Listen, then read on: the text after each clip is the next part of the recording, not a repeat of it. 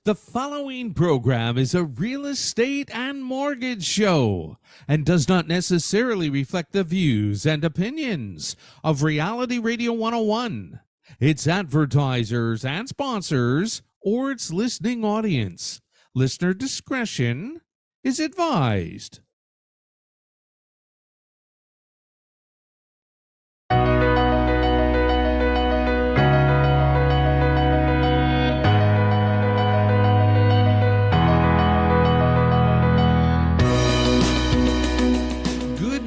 And welcome to Your Home, Your Money with your hosts, Randy, Jackie, and Anthony, right here on Reality Radio 101. To contact us right now, send us an email. Our email address is instudio101@gmail.com.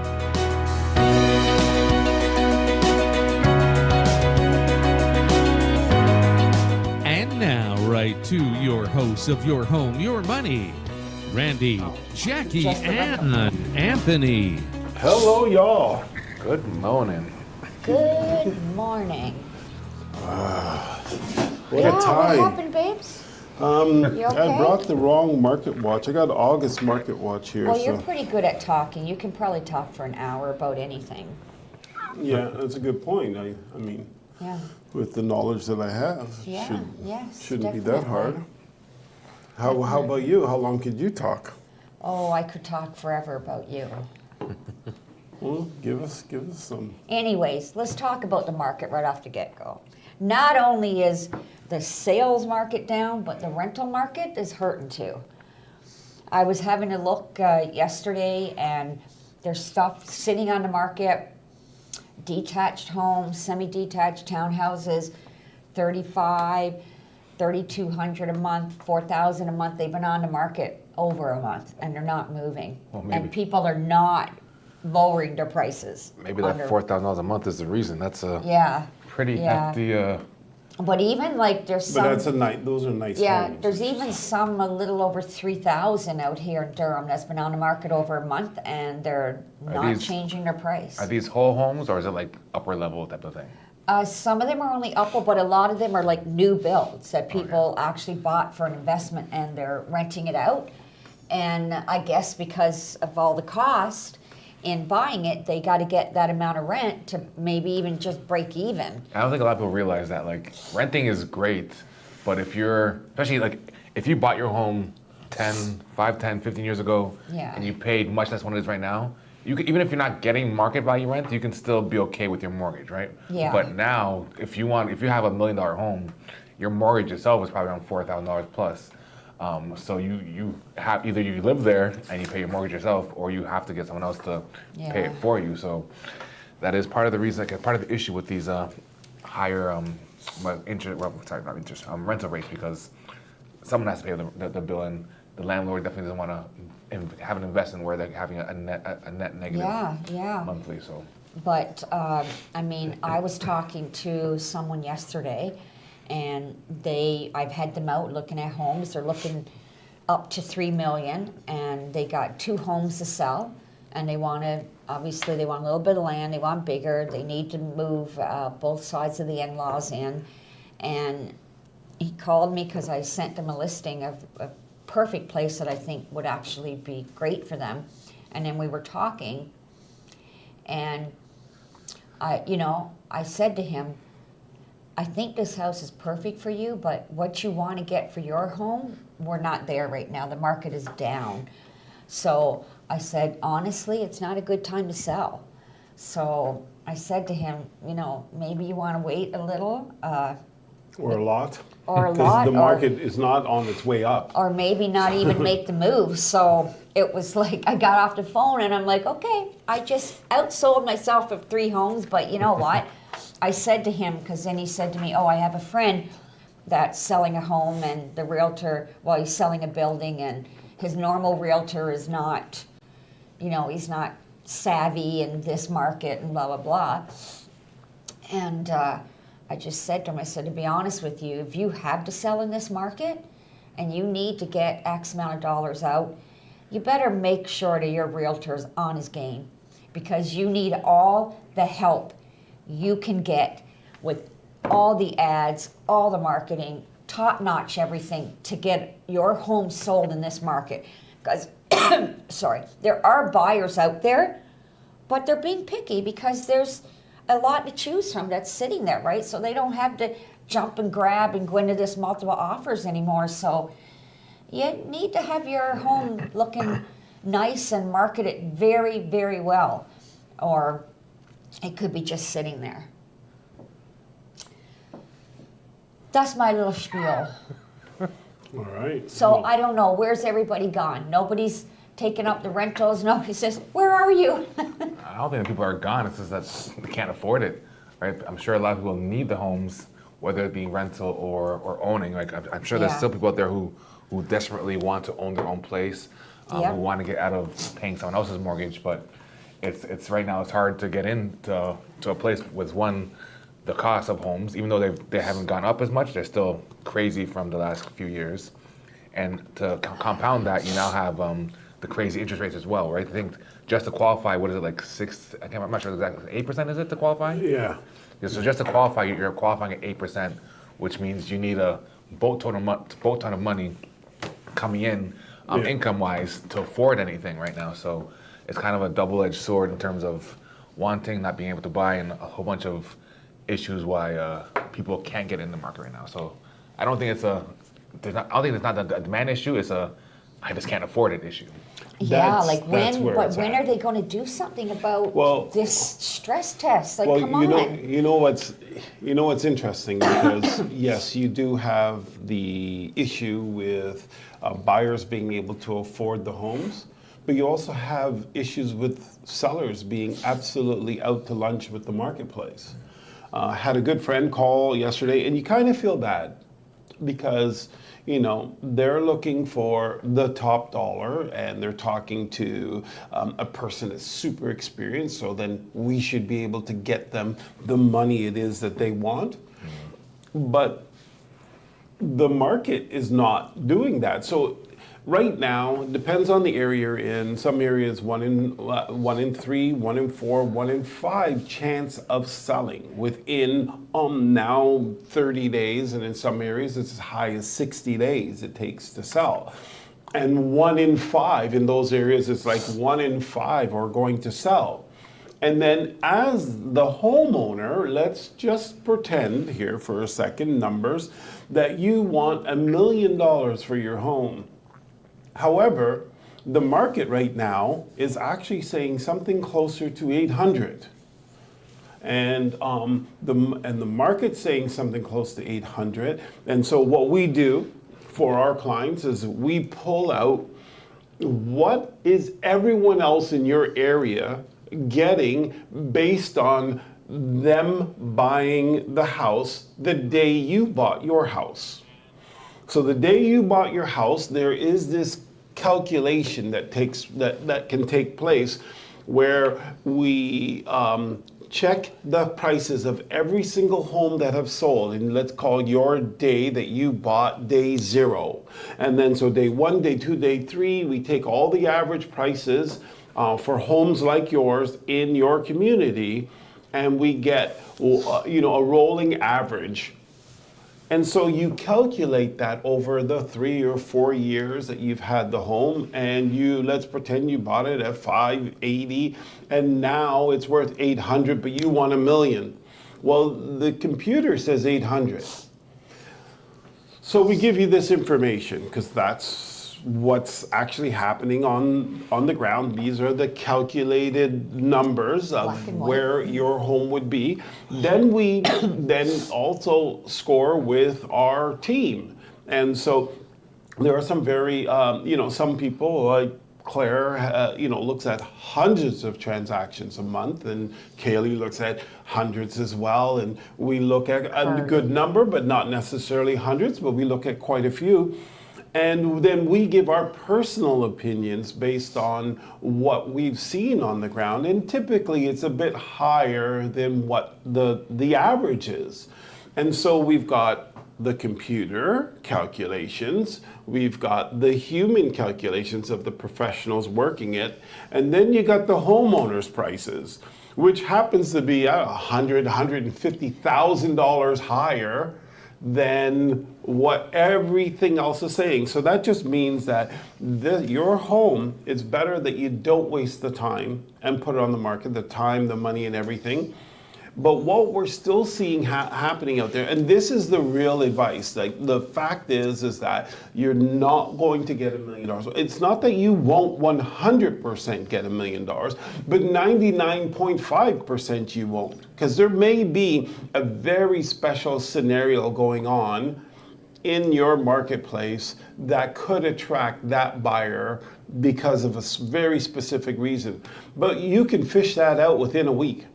And then you'll know if that anomaly will happen. But do you want to spend $5,000 to stage your home to find out that it's impossible for your scenario to play out according to all the statistics and the professionals within the industry? I don't think it's probably a good idea. So we would advise clients against that.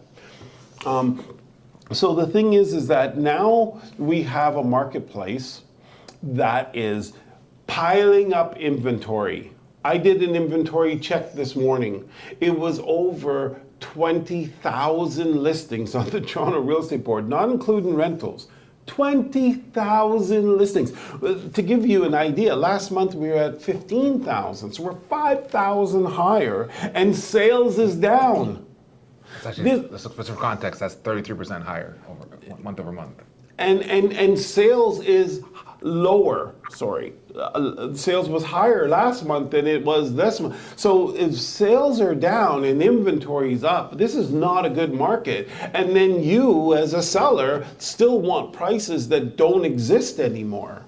And guess what? Well, maybe it'll take a little bit of time. Sorry, the market's on the way down. As time goes on, your house is worth less. So what happens is right now your house may be worth around the 850 range, 825 range possibly, and you want $1 million. By the time a month or a month and a half goes by and you're out of La La Land, you're now in reality land. So okay, well let's do the 850. Well, it was between 825 and 850 a month and a half, 2 months ago, but today it's actually at 790. But you're at 850, so you need another month and a half or 2 months to sit on the market to find out that, okay, well, let's try the 790, and it's at 750. And so you're not selling because you can't, because the numbers aren't working for you. And I feel for these owners. However, this is the reality of what's happening here. And, when you... This part, I want to be careful because I do respect all realtors. However, not all realtors are the same, just like in any industry. And so some realtors don't even know what the market is doing other than it feels horrible and it doesn't feel good and they're not making money. It's about the extent of it.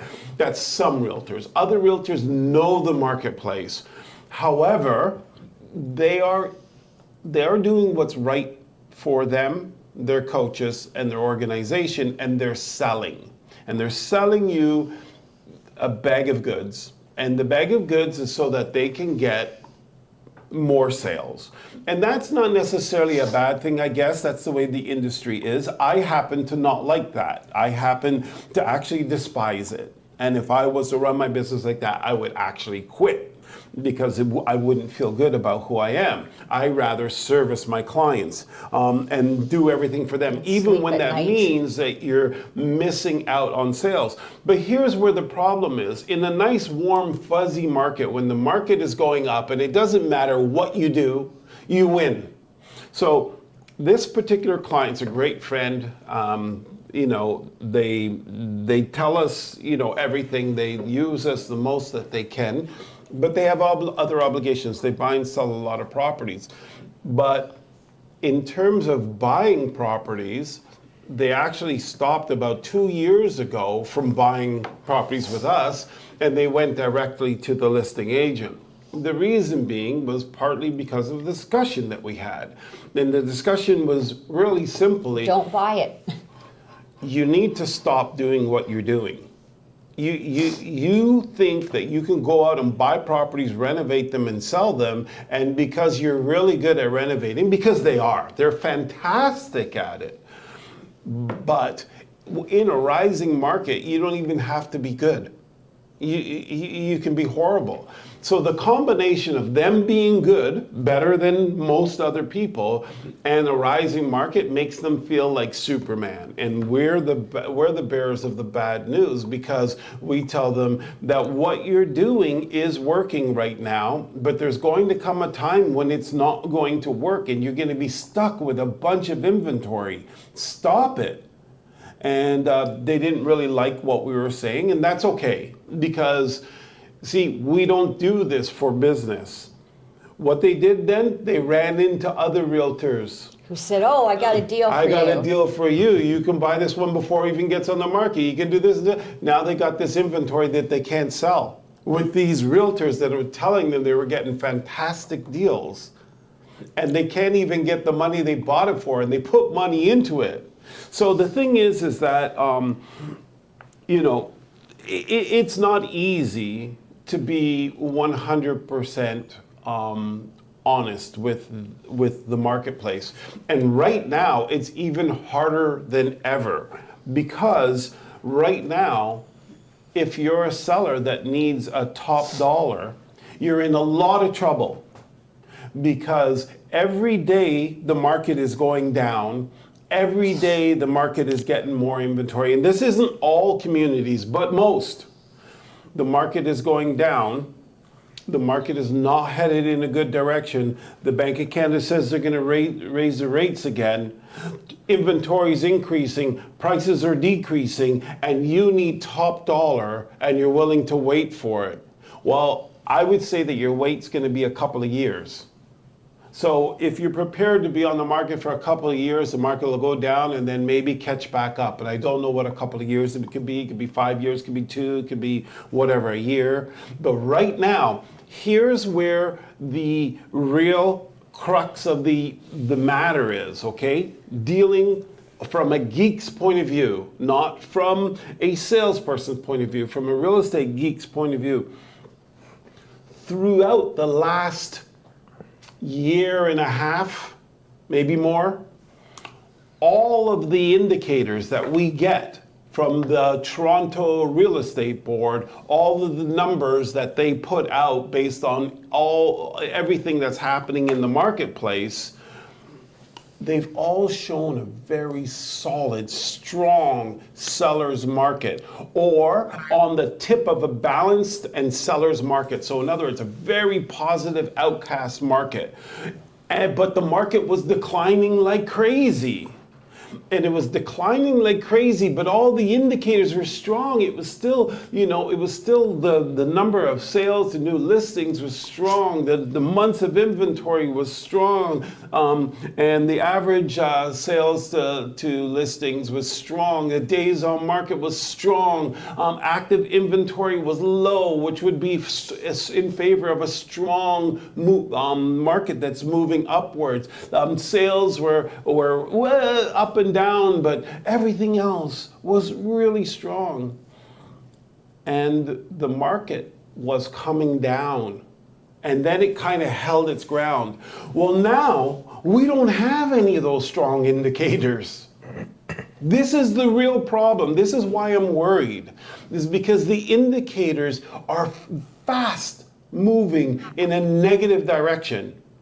And so we have the same environment, but we have now the KPIs are showing south, are showing down. And since that's happening, that's something to be alarmed about. That's something that we really need to take into consideration when you're planning your marketing, because 1 month going by could mean 10, 15, 20, 30, $40,000 in the difference in pricing. Let me give you a quick example. I'll do this and then I'll let you guys talk, because this is very passionate, and this is where Jackie says I can go on for an hour, because there's just a lot to unpack here. And so here it is. In January, prices went up 59,000, and from January to February. From February to March, they went up 12,000. From March to April, they went up 45,000. From April to May, they went up 41,000. Wonderful. The market was doing very well. Like we said, the indicators were high. And then the indicators still were high, but in June, the prices went down 13,000. In July, they went down 64,000. And in August, they went down 35,000. So here's the problem, is that we're not talking about a $2,000, $3,000 adjustment per month. We're talking tens of thousands of dollars. So like I said, if the house was worth $850 at the time we're talking, but you want $1 million, well, the next month it could be $800, $50,000 lost, and you have to sell, and you're chasing the market down. And by the time you get down to, okay, I'm ready to do $850, well, you said $850. Well, yeah, $850 was a month ago. It's $8 now. But they're not ready for $8. So they're following the market downward, and by the time they finally end up, they lose all of their equity because they were chasing rainbows. And the thing, probably the most frustrating thing that I believe, is when you get the salespeople that actually agree with you. Now here's the thing. You get a salesperson, because it's not supposed to be us that set the price. Okay? It's the homeowners that set their price. It's their home. So they're the ones that set the price. What we decide is if we want to work with them or not. Because we want to work with all our clients. However, when a client is so far out of the marketplace, then it doesn't matter how much money you spend, how much awareness you bring to that, how much you educate the client. The buyers are going to absolutely reject it because they can buy bigger homes, better homes for that money. So why would they ever buy? Well, you never know, some homeowners say. And yeah, we kind of do know, because the buyers want a deal. And yours is the highest price on the market. Some agents will come and they'll just say, oh no, you can get $1 million. They don't know what they're talking about. They've got no stats to show you this. There's nothing.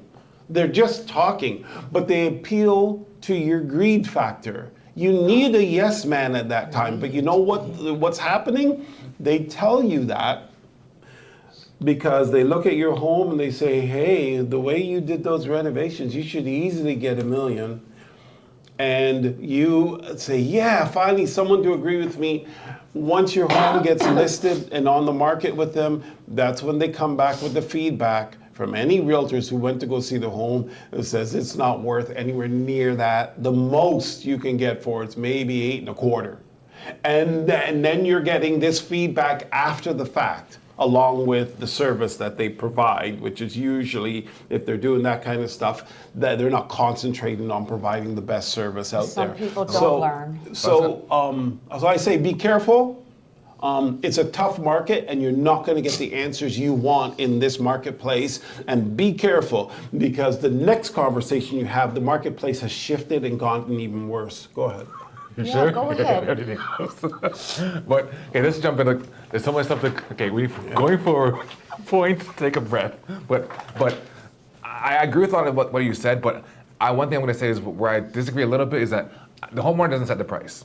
The homeowner can say the price they want, but they're not setting the price. So setting the listing price. they're saying the listing price, but they're not setting the sold price. Yeah, but the buyers are. If the homeowner is saying the listing price, that's a problem, right? It shouldn't be the homeowner, and it shouldn't be the agent either. What sets the price is the market. So if you are thinking about selling, I understand we all want top dollar. I think one of the problems is that with the recency bias, we were spoiled over the last year or two, where you say I want to sell my home, you say great, I'm going to sell my home, the market's going crazy, put it on the market, and it was sold yesterday. Like literally, you put it on the market, it was sold before you even sold it. Like it's like just like that. Those days are gone. right? You might be, again, as Randy was saying, an outlier where you come up with a perfect situation where you sell your house, this person dreamed of this house for some reason, that is the beautiful house, perfect home, that the wife wants it, so like they pay over asking, or they pay what you want, which should be over asking. But at the end of the day, as Randy was saying, is you have to go off of, it's kind of like the CPA model where a year ago for $100 you can get this, now the price is this, right? The same thing with the home, the house price index or whatever it's called, right? Your home is based off of whatever the market will dictate for your home.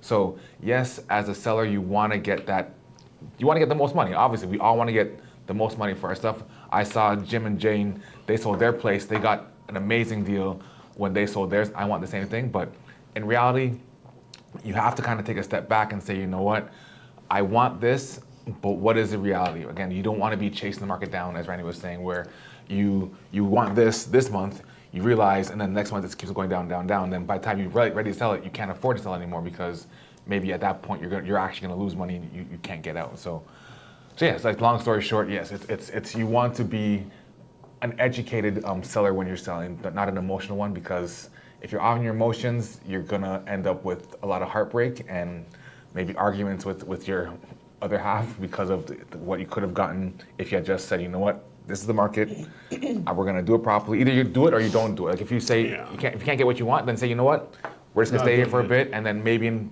2 to 5 years the market changes and we enter it and we come back and we do it at that point. But don't just go in and say, you know what, I'm selling my house.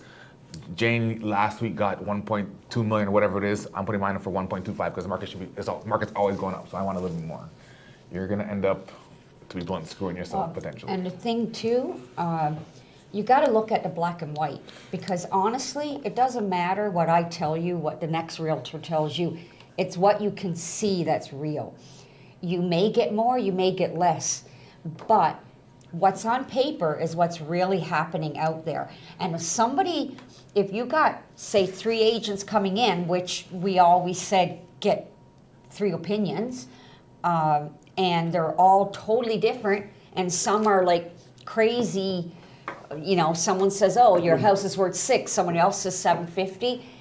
Sit back and wonder why the big gap is there. And really just look at the stats. Due diligence, right? Look at the stats, because I can guarantee you the one that's saying that high number has no stats to back that up.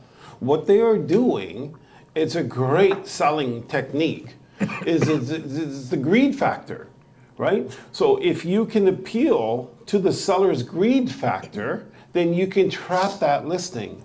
And then you can work on beating them up on price over that period of time. Yeah. Unfortunately, in this marketplace, price is not moving forward. So if you're in that scenario where you're chasing the market, it's not going to be a fun ride for you, especially if you started off with misleading information. And so one thing that I definitely disagree with Anthony, but I understand where he's coming from, and he used one word to support what he said, and he said should, and that made everything he said okay. When he said that sellers should not necessarily put the price on it. It's the marketplace that does. However, because it's the seller's homes, that's why they put the price on it. This is what I want for my home. But that doesn't mean that it will sell. And so, what's going on in the marketplace, it's really, really important. The market is turning hard and fast. And it will not be an easy, process for sellers to sell their home, period, whether they're priced well or not. And that's the other thing. Now remember, if in your community only 1 in 5 homes are selling, and you aren't the absolute best value, then you're not going to sell, right? Because 1 in 5, that means that only the best of the best is going to sell. Okay, And I got to butt and that's in what's here, happening. because I don't think you fully listened to what Anthony said. I listened to it All fully. he said was that the seller shouldn't really be Right, should. pricing or should or whatever. But he did acknowledge that the realtor shouldn't either. And what he was saying is that you should look at the info, it's in black and white, and you judge accordingly to list the house. So And it wasn't really what he like. But even still, like to me, if a realtor is going to come in and acknowledge the seller and say, you know what, yeah, you can get that, it makes no sense to me because you're shooting the seller in the foot and you're shooting yourself in the foot too because all that's going to happen is you're just wasting your time and you're wasting money because think about it, we spend all the money up front. We spend about, in some cases, $10,000 to get a property ready for the market. Not all realtors do that. Someone put a Well, we do. Yeah. We do. And so if we can't sell that house, then I'm out that money regardless. So for me, I'm going to be brutally honest with you and let you know that this is where we are. Do you want to go through the hassle of keeping your home picture perfect for a month because it takes about a month to get it sold now? Do you have kids? Like, how much stress is it to put that house on the market for that long? But I would say most realtors aren't full service realtors. That they're there to try. Again, The client doesn't know the difference. Yeah, it's true. But I'm not here to disparage anybody. But if the realtor is just basically doing the work and collecting a commission check and they're not putting any money up front, it's again for them it's a numbers game, and get as many people as you can, and then hopefully get some sales. You get sales, and you make money. If you don't get any sales, all you're out is your time. And you just mentioned why when you said, "Oh, they're shooting themselves in the foot," but you just mentioned why they do it. They do it for that reason because it's the more inventory that they get, you get a better chance of selling. But again, if you're even to me, if I'm not a full service realtor, I still don't want to waste my time. To me, my time is valuable. So yes, if they have more bullets, but it doesn't make any sense because if, as a realtor, hopefully you're doing a bit of research. If you know prices are selling for $850, but this person says they want $1 million, I don't care what you put on that in that house, they're not getting $1 million. They're not getting $1 million. So you're just wasting everybody's time, including your own. Yeah. Very true. However, there's another school of thought. And when people have to sell, they can be convinced pretty easily. There's another school of thought. And the other school of thought is, hey, let me just get the listing. Yeah, so I need to tell them whatever. And then we can then have the heart-to-hearts. And if you don't like it, too bad. And so we'll deal with that then, but at least I have the chance of earning that money. And they won't just necessarily give you a termination either. They'll give you a suspension they will never of give your you listing. that. So they're still controlling that, even though it's off market. Right, and in our case, we're actually more concerned on the other end. It's like, well, hold on a second. We want to represent you the best. We want to get you the best amount of money. And how we get you the best amount of money is we try to give you the most exposure. But our negotiation skills is where it really comes in. From all the homework that we have, we can support what the market is doing, so you're not getting below market prices like a lot of people who just don't know that information. So we do know that the value is there for us in that. But when it's way out of sorts and there's nobody even wants to put an offer, there's nothing to negotiate. And so, you know, I remember when I first started in the industry, there was this show on TV by this guy that had this really amazing voice. It was the lifestyle of the rich and famous. Oh, jeez. What was his Robin name? Leitch. Robin on Leitch. to the rich and famous. I'm Robin Leitch. Yes. And so they had the lifestyle of the rich and famous. And the story is just basically you could take you know, any home that wants way too much money for their home, and you could advertise it on the lifestyle of rich and famous, and now it's got the most exposure in the world that you could ever bring to that house. But what did you just do? Did you sell it? No. What you did is you just showed the whole world that this home was overpriced. And so this is the problem with when sellers are caught in a previous marketplace that doesn't exist anymore, and they want those dollars. And even when you show them with the calculator that, hey, you bought it at, let's say, $550, and in this neighborhood, and therefore everybody else in the neighborhood's getting around $750 for that owning it for that period of time, and they're, well, I don't care. I want. And then it's like, okay. And not only that, the house has not been repaired. It's in great disrepair, which would mean then they don't get the full 750. They have to reduce it from there. But they want more, and this is where They want to double their income, which Yeah. is not happening now. But it could have happened if they sold it a year and 3/4 ago. It could have happened. Yeah, like but- 15 months ago? Wow, that's a long time. Yeah, exactly. So that's not necessarily how it is. So the marketplace is changing. The marketplace is changing in a very huge way. Buyers are finally going to have some say. Sellers are going to have to wake up because, like we said, in some neighborhoods, as many as 1 in 5, so 4 out of 5 listings will not sell, and 1 out of 5 will, the ones that are the best deals. Do you know where the absolute worst area in all of the GTA is right now for the average price coming down? The number of listings that are being sold versus the number that aren't being sold, the absolute worst area is our absolute best area. And what I mean by best is that it's the highest priced area in the GTA. They are performing at the worst right now. Do we know who that is, Jack? I remember seeing it, but it makes sense because those houses are like what? Maple, yeah. Like 1.8, $2 They're million. 2 million Yeah. on average plus. They're performing the worst. So what that's telling us is that we've already started to see in the luxury marketplace things begin to crumble. And believe me, that's the one marketplace where things don't need to crumble. It doesn't need to. Those people have the money. It's just that they're choosing not to spend it Yeah. because they don't trust the marketplace. And I would argue to say, who has the most advice on what's going on with money? I'm going to say it's the rich because they have several financial advisors advising And them. they're established. And they're very established. And The those- rich keeps getting richer, isn't that the saying? And the poor, poorer. Well, it's just they concentrate on things differently. Well, So- they're not, some of them aren't scared of risk of investments, right?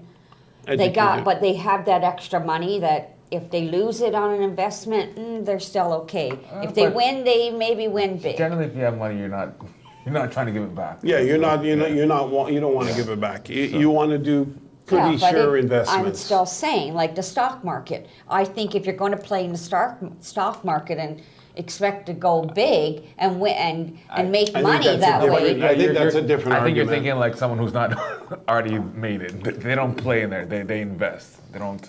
I wouldn't say what they're doing playing. They're taking I would say far less riskier things. so But- long term, you mean? Either long term or again, if they have the money to invest, they're going to invest it somewhere where they can make the money back more assuredly, in my opinion.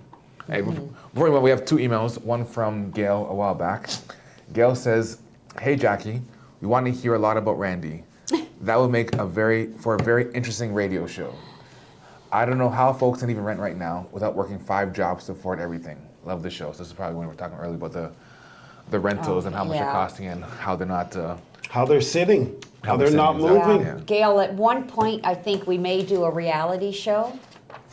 Just Randy and me and the gang here.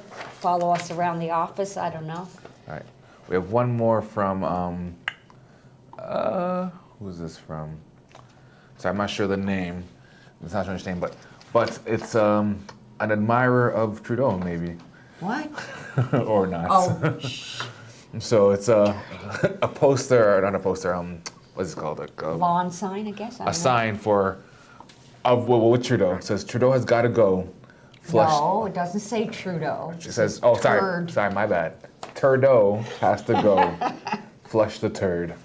So, yeah, I'm sure he's a part of the issue.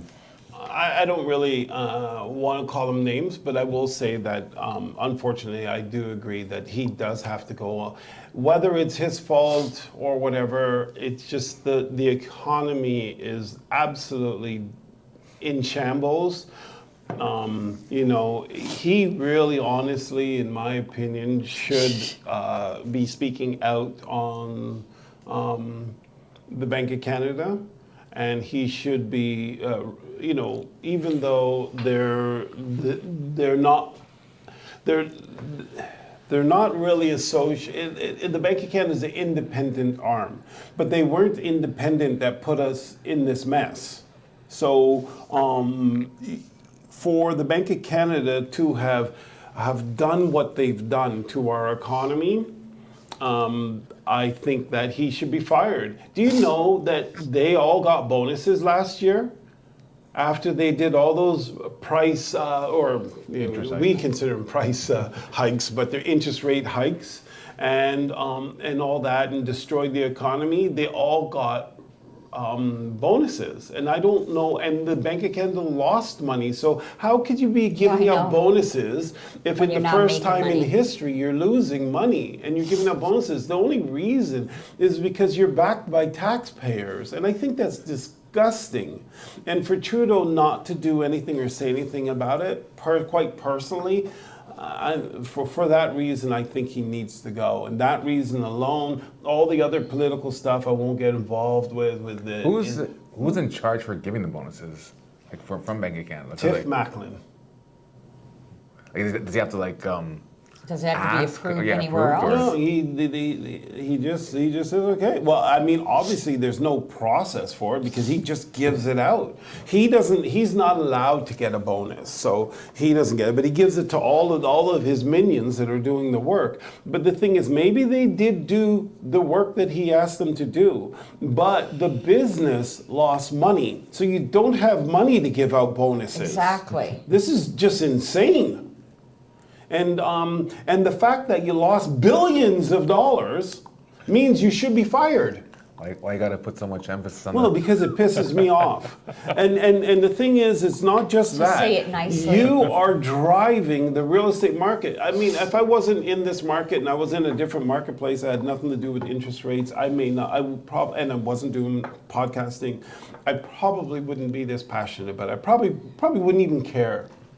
But the fact that I'm in this industry and I'm seeing so many people get hurt, and they're being hurt directly because of what Tiff Macklin has done, you know what? If he just kept his fist out of it before COVID, then, COVID would have been a hard time for Canadians. So then we would have been quite upset. Remember, we had an election throughout COVID. And why did people vote Trudeau back in? Because Tiff Macklin was propping up the industry. 0.25% interest rates, spend as much money as you want, and he's pumping money through QE to the government, and it was just a merry old time. So nobody was able to basically anybody I spoke to about the COVID regulations and all that, which I thought were insane, they were all kind of, it's not so bad, it's not so bad, but it's pretty bad now, isn't it? Because now we're paying for that time there when we were acting all stupid. It's like, go to sleep right now for a year. You mean when you became a gardener? Go to sleep right now for a year, wake up in a year, and look at your bills. This is what we did. We went to sleep during COVID while they're racking up all kinds of bills, and now we got to pay for them. And everything's in disarray. And this is what's going on. People do not even know how bad the situation is. Some people just don't get it. You see, it's not just the interest rate hikes, okay? That's one really bad part of it. It's a couple of things that's happening right now. It's the fact that 18 months ago, they did the first interest rate hike, or actually in March of last year. Now is when we start to feel it. You see, all the other times when the market's going down, that's all just consumer confidence. It's just all emotional. But now we're getting the real goods. It's now kicked into our economy, what they were doing there. Just the beginning.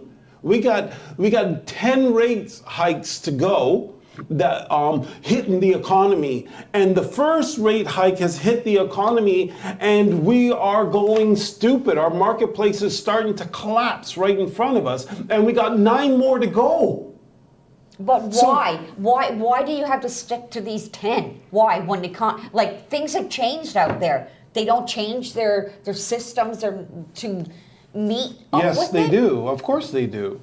They change them, but the thing is, it's a lagging indicator. They perform a task 18 months earlier, and 18 months later, they get to see the real effects of it. And so we're at the beginning of that 10 rate hike cycle. And so, like I said, we got 9 more rate hikes cycles to go with our real estate board environment, and it's not going to be pretty. That's one major problem. The other major problem, even more major than that, is all the tightening of the mortgages. So here's the thing. It doesn't matter if you want to buy a home or not. You can't. Because as Anthony said, you got to qualify at 7.5%, 8.5% to qualify to get that mortgage. So you don't got the income to do that when the average price is 1.3 million dollars, 1.4 million dollars the average price. So and you got to qualify at 8% when you were qualifying at 2% a year and a half ago. Like, it's just not happening. But it's worse than that, okay? So we're going to 3rd level deep. We just did 2 levels. We're going to the 3rd level, which makes it even worse. The banks can't even give out the same amount of mortgages as they could before. So even if we were to say, well, no, we can find a way to afford it, we can find a way for this, you can't get the mortgage, period. Because forget about qualifying. Even if you qualified, the reason why you can't get it is because the regulators, OSFI, someone that nobody ever heard of before, I'm talking about laymen's, have ever heard. Who the heck is that? The Office of Superintendent of Financial Institutions, they're putting new regulations in that don't allow the banks to give out all the mortgages they want. They have to do them in these chunks. 25% this kind of mortgage, 50% this kind of mortgage, another 25% this kind of mortgage, so that now the normal mortgages that we would get is all for people who are in the normal range. There's only 50% of those mortgages before they could do unlimited amount. So now once they run into their limit, they can't take on another mortgage, which means it doesn't matter if you're qualified or not. They can't take you. And so what this is called is restricting the money supply. And if you guys remember, I don't know, it might have been 2 months ago or 3 months or 5 months or 8 months ago that I talked about this scenario. Remember the musical chairs? Remember that scenario that I talked about where we were walking down the street, this was just before COVID, or during COVID, and there were chairs everywhere. Music was playing, and you could go and you can sit in a chair everywhere. Musical chairs. We could go and sit in a chair in the middle of the street. About? Listen. You can sit on the chair in the middle of the street. You can sit on the chair on the sidewalk. You can sit on the chair at the park. Jack, I'm not going to be able to do my scenario if you keep doing sorry. that. No, it's okay. You got something to say? I'm bugging you. Sorry. Okay, so you can sit anywhere. There's chairs everywhere. But then you got now a situation where there's only 3 chairs and there's 1,500 people. There's no chairs everywhere. That's the money supply. So when there were chairs everywhere, there was money everywhere. You could get a mortgage here, you could get a loan here. Money was everywhere. And now there's only a couple of chairs. They're all full. The person who's sitting there doesn't even want to get up. He's not getting up. It doesn't matter if it's raining or snowing because he needs that money. And nobody else can get the money because it's not there. Because OSFI has cut off the supply. Bank of Canada is doing quantitative tightening. They're sucking that money back out of the system that they put into the system that allowed everybody to go and buy the houses that they needed to buy the cars, buy everything that they needed to buy. And now they're sucking all that money back out of the system. So it doesn't matter what you have. There's not enough money to go around. So you're not able to sustain. Because $1 needs to travel around our economy many times. I pay the $1 to the grocery guy. He turns around and pays it for new inventory and for payroll and stuff like that. And they turn around and they go and buy groceries or go and put gas in their car. And that dollar floats around our economy. When you cut that dollar off, now people are looking for that dollar to be able to do their stuff, and they can't. There's no more chairs. That's what I'm trying to get across. So right now, what's going on? It is not good. It is not good. It's a tough environment, and you're gonna need to be careful, sellers. As Anthony said, you're going to need to see the information for yourself. Don't just listen to someone. Don't just listen to our podcast and figure that that's where you're going to get your information for, because I will tell you this, even the information that we're giving you, it's general information. Your particular house style in your particular community has its own set of indicators that may be vastly different from what the average is. So you really need to know that information before you go ahead and sell. Yeah, so I kind of agree. So I kind of lost my train of thought, but what was I going to say? Jackie disrupted you? Anyways, I'll come back. It'll come back to me in a second. But we did get another email in from Ken. Ken says, "Wow, Randy is so right about TIF and this liberal government. He's right on. If people really look at the facts of this government and COVID, Randy's perfectly right. Good job." As before, I'll get my thought in a bit, but another thing I want to touch on is with mortgages and oh yeah, I remember now what I was talking about with prices. So like everyone's always talking about prices coming down. I'm going to buy when the prices come down, and that's how I'm going to get into the market. What they fail to realize is if the price is coming down, there's probably something wrong, right? And so when something's wrong, it means it's going to be harder for you to get into the market. Kind of what Randy's saying was it's going to be hard. Mortgages are going to be harder to get. Like even right now, yes, prices are down. Great, go get a mortgage, qualify at 8%. Pay a 6% per month fee, right? So the price is down, but your price isn't down. Your price is probably even higher than what it would be at the higher price. So you have to kind of be careful what you wish for in these situations, and you need to have the full picture, not just basically you're saying my buying price is down. Great. What does that really mean? Can you afford it now that it's lower? And if you can't afford it, what's it going to cost you per month? Is that monthly lower or higher? Again, maybe long term you might come out ahead if that you do get it for a lower price with a higher interest rate, but then maybe in 5 years the rates do come down. But you know what? Maybe they don't. Maybe they stay where they are. Maybe they get even higher, right? So you kind of have to have a big picture of this, not just look at one factor, right? It's never just one factor. It's a bucket of things that you have to look at and kind of take into consideration when you're going through one of these, basically a life-changing family event, right? So it's a big picture kind of thing. You know another big discussion that's going on behind the scenes? This is insane, guys. The banks are trying to figure out how they're going to work with the renewals. They're just trying to figure it out, and they've got a lot of bad mortgages on their books. Sorry, can I cut you off before you go on? On top of that, one of the things I was going to talk about is mortgage defaults and how they're kind of going up for the last while in Toronto. Since July, there has been a 10% monthly increase in power of sale events in the Toronto regional real estate board. And we were talking about this much before with banks kind of like letting them slide a bit. But again, you can kind of go on now with what you're going to say there. But okay. So you just made me touch on something. I just opened up my computers and went to the Google page of real estate and mortgages in Ontario, and I'll let Jackie read these headlines in a minute. I do want to say this. The banks are trying to figure out how they're going to deal with the default situation. So CMHC is the one that pays for all the money that's lost. CMHC and our government has said, well, don't kick these Canadians out of their homes. Let them just, work with them to come to a payment that they can afford.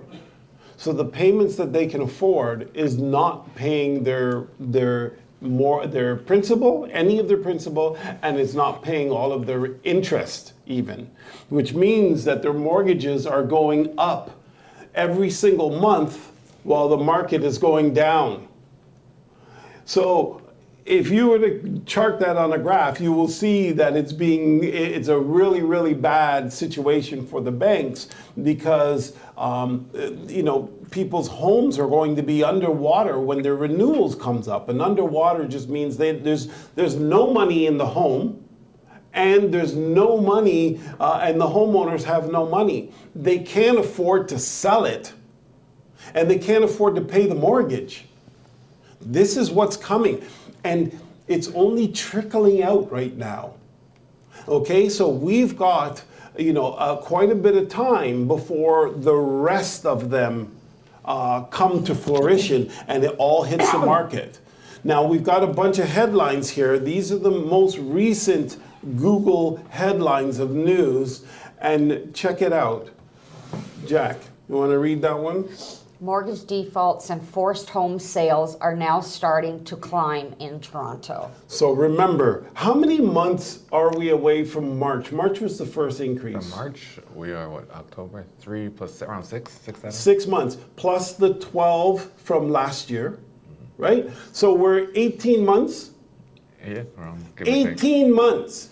What did we say is the timeline from when they do a rate increase before it's actually felt within the economy? They can start to see the effects of that rate increase.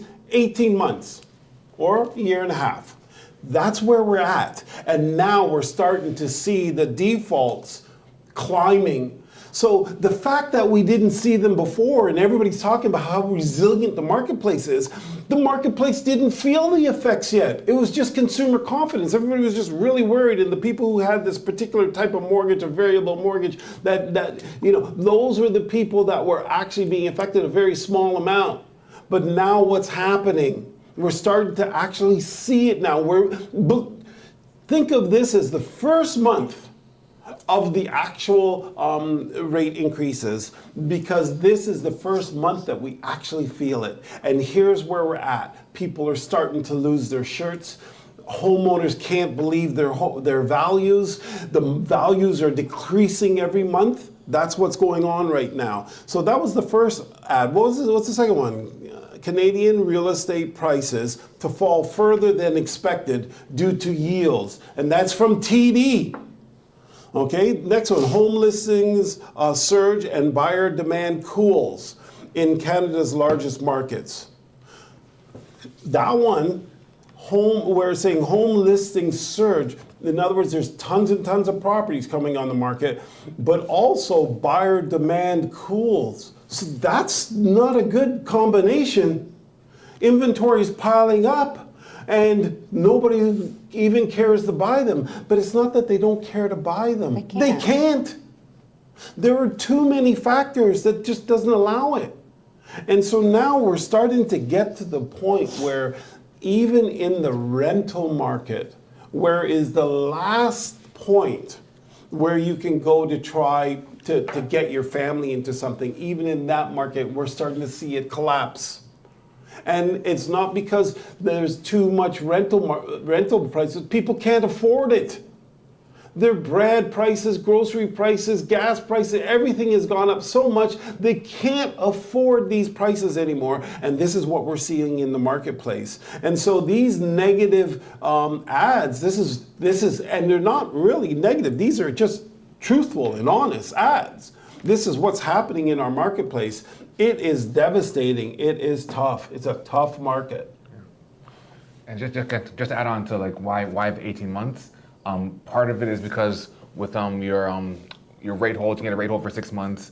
If you're already in the market, maybe let's say the rate holds go up now, your mortgage is 2 years old, right? You're not going to be looking for another, again, 2 to 3 years, right? So for those who had just got their mortgage at that time, you're like, if you had a fixed rate mortgage, you're good, but your clock is now ticking, right? Yeah. So as those mortgages come up and you're going from that cushy, whatever, 2%, maybe 3%, now going to 6%, that's going to hurt. It's going to hurt a lot, and it's basically, again, every month there's more people, every day more people are coming up in terms of their mortgage being up. So that's part of the reason why we have that 18-month lag.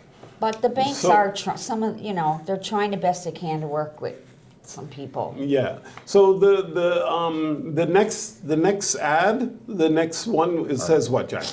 Quickly, we're almost out of Builder time. defaults on payments linked to Fortress Real Development's collapse. So builders are defaulting on their payments. Fortress Real Estate Developments is one of the biggest real estate Sunrise supporters out there, and they're having a hard time. And they're in court right now And they're to pay back money. And so these are the articles that are coming out. They're really really rough on the marketplace, and that's because the marketplace is really rough. So if you're looking to sell your house, get your information specifically around your neighborhood, so that if you're selling 1 in 3, you're selling 1 in 5. If you're what your competition is doing, because it's really important to price yourself within your competition. Sometimes you got to wait for one of the homes to sell because they're just too low, and they're going to take up that, and you just don't want to compete with that, so you're going to have to wait. But if you got 3 or 4 homes in front of you that you're not going to compete with, you're not selling for a very, very long time, because those 3 got to sell, and there's only 1 or 2 a month selling. And then you better hope nobody else comes out that gets aggressive, because you just won't sell. So you're going to want to know this information. You're going to also want to know the solds and what didn't sell, because that's going to help you to make your decisions. But that basically is it for today, right? Yeah, well, we're out of time. All right, ladies and gents, thanks for staying along with us again. Check us out on YouTube. Search for Your Team Pros on YouTube. Find us there. Find this show and all our previous shows. And as always, it's been your home, your money, and our lives on realityradio101.com. Have a great weekend. Bye for now. Ciao.